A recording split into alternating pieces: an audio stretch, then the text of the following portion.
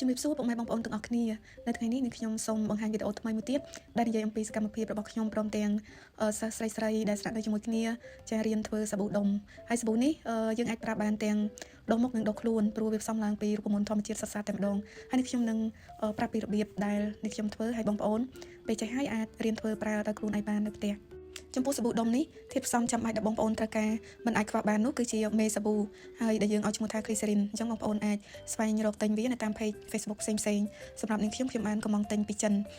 ហើយសម្រាប់គ្រឿងផ្សំបន្តបន្សំគឺជាវត្ថុធាតុដើមធម្មជាតិដែលបងប្អូនអាចរកបាននៅជុំវិញផ្ទះរបស់បងប្អូនសម្រាប់នាងខ្ញុំជ្រើសរើសយកប្រទាលកន្ទុយក្រពើបន្ទាប់មកខ្ញុំប្រើស្លឹកគ្រៃបន្តិចដើម្បីធ្វើឲ្យមានក្លិនក្រអូបមានក្លិនឈ្ងុយព្រោះខ្ញុំអត់ប្រើមេក្លិនទេនិងមួយមុខទៀតគឺជាម្សៅ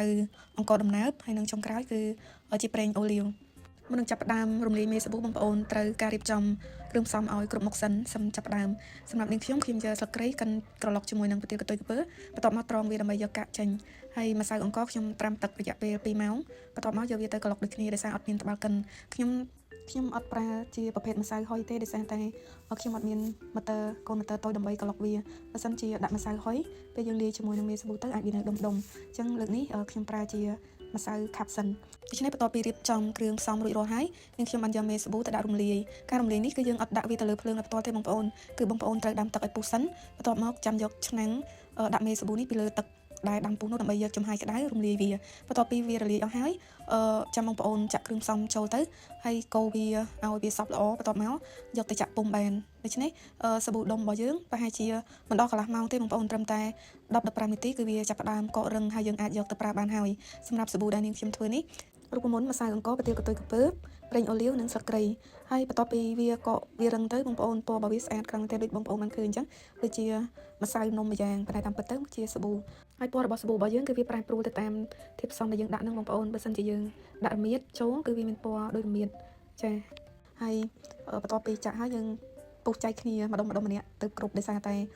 គ្នារបស់យើងច្រើនហើយប្រុសអត់ទាន់បានទេចាំធ្វើលើកទី2អញ្ចឹងលើកទី1នេះគឺ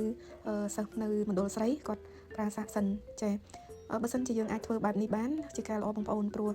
យើងកាត់បន្ថយនៅក្នុងការនាំចូលទំនិញពីប្រទេសជិតខាងយើងទិញ